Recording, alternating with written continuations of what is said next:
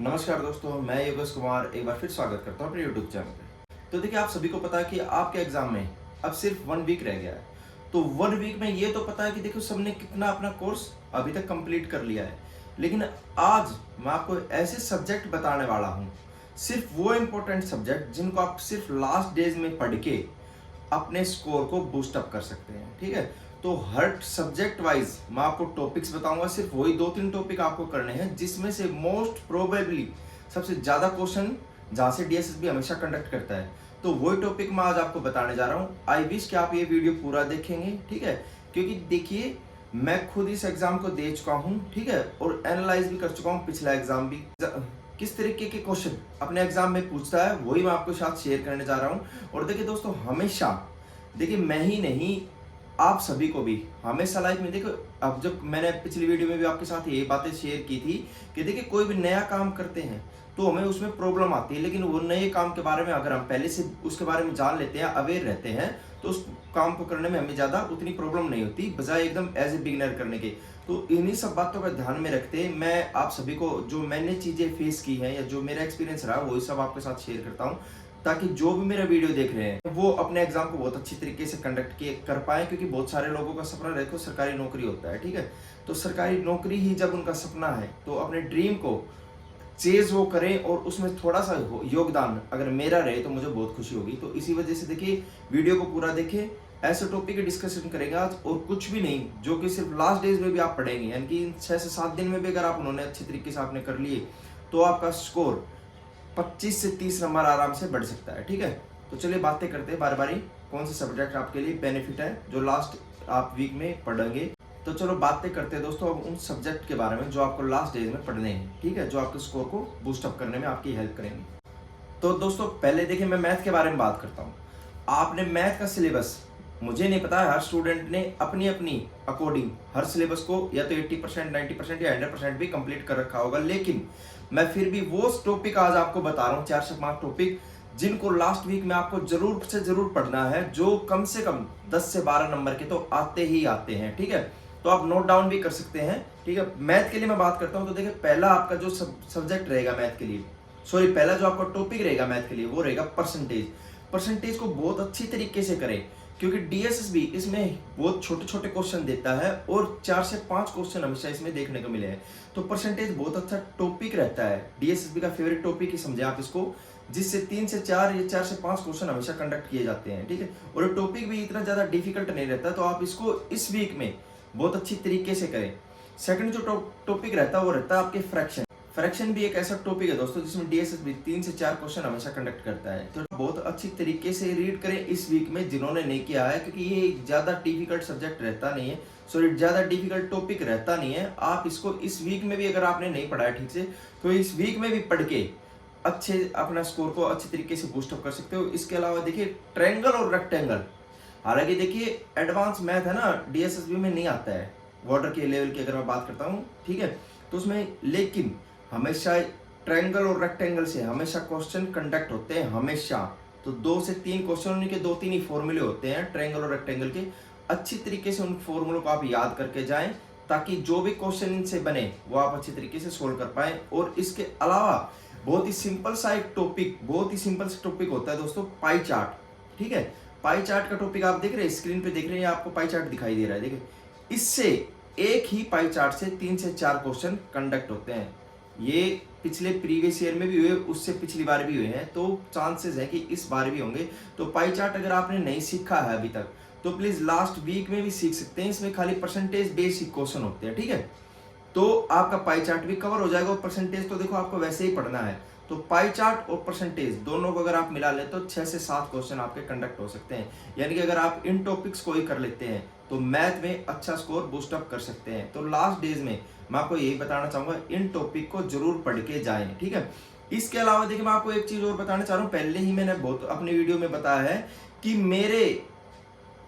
है कि किसी भी स्टूडेंट को लास्ट डेज में किसी भी तरीके की प्रॉब्लम आ रही है regarding previous year exam, regarding current affairs, regarding PYQ, पिछले तरीके से क्या क्वेश्चन आते हैं, तो देखिए आप मेरे इंस्टाग्राम पे जाके मुझे डीएम कर सकते हैं। आपको बुक से लेके previous year exam, previous question paper, किस तरीके से हुआ था, वो सब आपको जानकारी मिलेगी। तो अभी तक भी अगर आपने डीएम नहीं किया है तो मेरे इंस्टाग्राम पे जाके आप मुझे डीएम कर सकते हैं एग्जाम से पहले, ठीक है। किसी भी तरीके की कोई अगर आपको दिक्कत आती है तो ये मैं अपना इंस्टाग्राम आपके साथ शेयर कर रहा हूँ, तो प्लीज़ जाके मुझे डीएम करें, ताकि आप अपने एग्जाम के कोई भी जो प्रॉब्लम आपके माइंड में चल रही है वो उसको क्लियर कर पाए एग्जाम से पहले, और ये बहुत ज़रूरी भी होता है, ठीक है। इसके बाद दोस्तों बात करते हैं इंग्लिश की। देखिए इंग्लिश में आपका अपने अकॉर्डिंग सारा सिलेबस हो चुका है, ठीक है, लेकिन लास्ट डेज में हमें क्या पढ़ना है, सिर्फ वही टॉपिक बताऊंगा जो आपको इंग्लिश में लास्ट 7 डेज के अंदर बहुत अच्छी तरीके से पढ़ना है। करने देखो हमें सारे टॉपिक हैं, है ना। मैथ को भी लास्ट अगर वीक है अपना, तो मैथ के लगभग 2 चैप्टर आप दिन में करें, ठीक है, और उनको एक तरीके से पूरा मैथ को दोबारा रिवाइज कर दें आप, ठीक। इसी तरीके से इंग्लिश की बुक को हमें पूरा रिवाइज करना है, लेकिन जो 4 से 5 टॉपिक ये मैं बता रहा हूँ, इनको तो बहुत बारीकी से पढ़ना है, इनमें गलती नहीं होनी चाहिए आपके, क्योंकि ये अगर आप नहीं पढ़ के जाते ठीक से और गलती हो जाती है तो चांसेस रहते हैं कि आप 10 से 12 नंबर आप पीछे हो जाएंगे। तो पहला चैप्टर देखिए क्वेश्चन टैग, जो इंग्लिश की बुक में होता है क्वेश्चन टैग। क्वेश्चन आते हैं 1 से 2, 1 से 2 क्वेश्चन आते हैं क्वेश्चन टैग से। और लेकिन ये चैप्टर ऐसा है, सिर्फ आप एक बार यानी कि आपने एक बार ही पढ़ा, उसी से आपके सारे क्वेश्चन सोल्व हो जाएंगे। इसमें ज़्यादा टफ क्वेश्चन नहीं होते, ना ही इसका ज़्यादा कुछ अलग सा सिनेरियो रहता है, बस एक ही बार ही आप पढ़ेंगे तो एक बार में क्लियर हो जाएगा। दूसरा आता है पैराग्राफ। पैराग्राफ तो देखो आपको हिंदी में भी देखने को मिलता है और इंग्लिश में भी देखने को मिलता है, उससे 4 से 5 क्वेश्चन हमेशा डीएसएसबी कंडक्ट करता है। तो पैराग्राफ जितने होते हैं आप अपने सोल्व करते रहें, ठीक है। इसके बाद आता है पैसिव वॉइस। पैसिव वॉइस से 3 से 4 क्वेश्चन, सिर्फ एक दिन में आप अच्छी तरीके से पैसिव वॉइस को सीख सकते हैं। तो प्लीज इस टॉपिक को मिस बिल्कुल ना करें, ये बहुत इजी टॉपिक होता है। जो आपका रिवाइज जो सेशन चल रहा है उसमें जरूर लेके चलो और बहुत अच्छी तरीके से रिवाइज करें इसमें। और लास्ट आता है आपका डायरेक्ट इनडायरेक्ट, ठीक है। ये 4 टॉपिक मैंने आपको बताया इंग्लिश के लिए, जिनसे 3 से 4 क्वेश्चन डायरेक्ट इनडायरेक्ट से भी कंडक्ट होते हैं, और सिर्फ एक ही दिन में आप इनको सीख लेंगे, सिर्फ एक ही दिन में। तो प्लीज जिन्होंने अभी तक नहीं सीखा है वो जरूर सीखें, ठीक है। एग्जाम बार बार नहीं आता है, ये छोटी छोटी चीजें देखो आपको कोई नहीं बताएगा, क्योंकि नहीं होता है कि हमारे पास कोई बताने वाला हो इन सब चीज़ों के बारे में। इसलिए देखो ये YouTube अच्छा प्लेटफॉर्म, इसलिए समझता हूँ कि आपको हर तरीके की गाइडेंस इसमें मिल जाती है। और मैं भी चाहता हूँ कि देखो मैंने इससे पहले, और मैं भी चाहता हूँ कि मेरे जो भी व्यूअर्स हैं या जो भी मेरे दोस्त कह लो, भाई बहन कह लो, सभी को मैं इस एग्ज़ाम से पहले अच्छी तरीके से ब्रीफ कर दूँ, ताकि किसी तरीके की कोई दिक्कत नहीं आए और आप अपना एग्ज़ाम कर सके और अपने ड्रीम जॉब जो है वो हासिल कर सके। इसके बाद बात करते हैं जीके की। तो जीके में देखो आपको क्या पढ़ना है। जीके के लिए देखो, जीके का ना कोई भी अंत नहीं होता, जीके चाहे आप कितनी पढ़े, लेकिन जो चैप्टर आपको जो टॉपिक जीके में आपको कवर करने हैं, ठीक है, वो मैं आपको बताता हूँ जिनसे हमेशा क्वेश्चन कंडक्ट होता है। बुक से क्वेश्चन कंडक्ट होता है कि इस बुक का ऑथर कौन है, ये बुक किसने लिखी है ना, याद था ना कि गीतांजलि बुक किसने लिखी है। तो इसी तरीके से the truth of my life किसने लिखी है। ये जो क्वेश्चन होते हैं ये हमेशा डीएसएसबी कंडक्ट करता है, तो बुक्स को अच्छी तरीके से रीड करें। फुल फॉर्म, सेकंड जो टॉपिक रहता है वो रहता है फुल फॉर्म। जीके से हमेशा फुल फॉर्म पूछी जाती है, पीटीडी की फुल फॉर्म या किसी तरीके की फुल फॉर्म हमेशा कंडक्ट क्वेश्चन होता है। स्पोर्ट्स से क्वेश्चन आता है, स्पोर्ट्स को आप अच्छी तरीके से करके जाएंगे। करंट अफेयर्स, जो कि मैंने बताया 6 से 7 करंट अफेयर्स आपके आए, और करंट अफेयर्स को देखो रीड कैसे करना है। करंट अफेयर पिछले 1 साल की तो पढ़नी है, 6 महीने की तो बहुत अच्छी तरीके से पढ़नी है, लेकिन 1 साल की मैं क्यों कह रहा हूँ, क्योंकि देखिए कुछ ऐसी चीज है जो सिर्फ फर्स्ट टाइम यानी कि कुछ इंडिया ने अचीवमेंट की है, वो चाहे वो 1 टाइम ही हुई है ना, तो पिछले साल की हो या उससे पिछले साल की वो भी आ जाती हैं। तो जैसे कि 1-2 चीजें मैं आपके साथ शेयर करना चाहूँगा, उनको जरूर पढ़ के जाएं। जैसे कि देखिए अभी जो सोलर सिस्टम यानी कि अपना चंद्रयान का जो, यानी कि अभी जो चंद्रयान के लिए अपना जो मिशन हुआ था उसको जरूर रीड करें।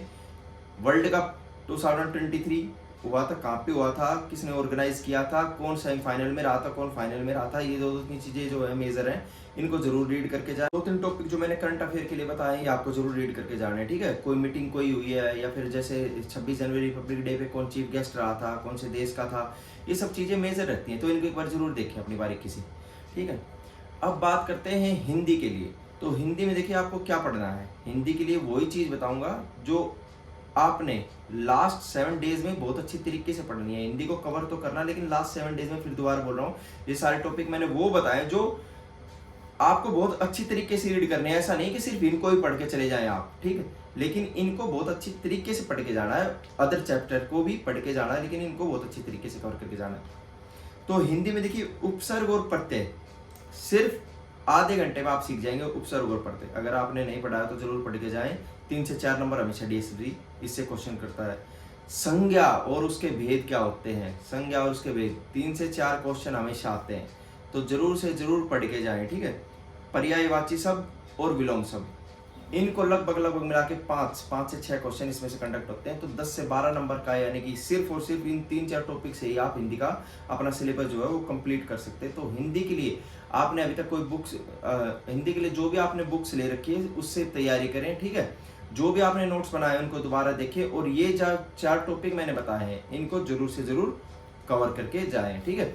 इसके अलावा देखिए मैं आपको और एक चीज और बताना चाहूंगा, आपका जो लास्ट वीक का शेड्यूल रहना चाहिए वो किस तरीके का रहना चाहिए उसके बारे में एक बार बात कर लेते हैं। तो देखिए मैथ के लगभग आपको 2 चैप्टर कवर करने हैं दिन में, इसी तरीके से इंग्लिश के भी करने हैं। जीके को कवर आप देखिए एक टॉपिक अगर करेंगे तो ऐसा एक वीक में आपकी कंप्लीट नहीं होगी, लेकिन आपने जो नोट्स अगर बनाए हैं तो नोट्स को अच्छी तरीके से रिवाइज करना है, ठीक है। जो नोट्स आपने जीके के लिए बनाए हैं उनको ही रिवाइज करना है। रीजनिंग के लिए आपको प्रैक्टिस करनी है। प्रैक्टिस कैसे बताई है मैंने, हर टॉपिक के 10-10, 12-12 क्वेश्चन आपको सोल्व करने हैं। रीजनिंग का सिर्फ एक टॉपिक नहीं पकड़ना है, रीजनिंग के 10 क्वेश्चन और हर टॉपिक से करने हैं, यानी कि तकरीबन 70-80 क्वेश्चन एक दिन में आपको करने हैं। उस तरीके से आपको रीजनिंग करनी है, ठीक है। तो ये सारा सिलेबस जो है आपको लास्ट वीक में आपके एग्जाम के लिए आपको करना है, ठीक है। इसके अलावा देखिए एग्जाम जब अब आपका लास्ट वीक में अगले मंडे से आपके एग्जाम कंडक्ट होने वाले हैं, तो देखिए घबराना नहीं है। जो आपने पढ़ा है वो बहुत अच्छा पढ़ा है। कुछ अगर चीज़ें रह जाती हैं तो उनके पास अगर आपको 7 दिन अभी बचे हैं तो 7 दिन में आप कवर करें। अपने ऊपर कॉन्फिडेंस बिल्कुल रखें। इससे पहले ऐसा नहीं हो कि एग्जाम देने से पहले आपके मन में कुछ ऐसी चीज़ें चलने लगे नेगेटिव, तो वो देखिए नेगेटिव एनर्जी आपकी डालती है और आपका टाइम वेस्ट भी करनी है। लाइफ में आप अपनी मेहनत के सिवा कुछ नहीं कर सकते हैं, ठीक है। मेहनत ही आप कर सकते हैं, इसके अलावा आप कुछ भी नहीं कर सकते हैं। कभी कभी हमने लाइफ में ऐसी चीज़ें देखी होंगी कि हमसे कम मेहनत करने वाला लड़का हमसे आगे निकल जाता है, तो देखिए उसके लिए भी कुछ चीज़ें फैक्टर करती हैं। यानी कि भगवान ने सोचा होगा कि आपको इससे जॉब अच्छी मिले तो आप उस जॉब में नहीं जा पाते हैं। तो देखिए आपका सिर्फ काम रहता है मेहनत करना। आप अपनी मेहनत पे फोकस करें। जो भी काम रहेगा अब रहेगा ऊपर वाले के हाथ में। हाँ, लेकिन आपने मेहनत अगर 100% करी है तो लक आपका डेफिनेटली आपका साथ देगा, आज नहीं तो कल देगा, ये मेरा पर्सनली मानना है। तो प्लीज़ अपने हार्ड वर्क पे अपना बिलीव करें और किसी चीज़ों पे ध्यान नहीं दें। जो होगा वो होगा, यही सोच के जाए। जैसा पेपर आएगा आएगा। आपको अगर काम है पढ़ना तो बस आप पढ़ाई पे ही ध्यान दें, ठीक है। और इसके अलावा मैंने आपको बता दिया है किसी भी चीज़ की ज़रूरत होती है, किसी भी अगर कोई भी आपके मन में डाउट चल रहा है एग्जाम को लेके, ठीक है, और किस तरीके का एग्जाम पहले हुआ है या फिर कोई भी ऐसी हेल्प चाहिए होती है, तो आप बेझिझक आप मुझे इंस्टाग्राम पे डीएम कर सकते हैं। मैं हमेशा आपके रिप्लाईज करता हूँ, ठीक है। और हमेशा अपने भाइयों और बहनों को ऐसे समझाता हूँ कि जैसे कि बस मेरी वजह से अगर किसी एक का भी भला हो जाए तो बहुत अच्छा मेरे वीडियो बनाने का मकसद पूरा हो जाएगा, अगर आप में से कोई भी एक सिलेक्ट हो जाता है तो करते रहें अपनी बेस्ट तैयारी, ठीक है। अब की बारी आपकी बारी, क्योंकि अब की बारी आपकी बारी। जय हिंद, जय भारत, मिलते हैं।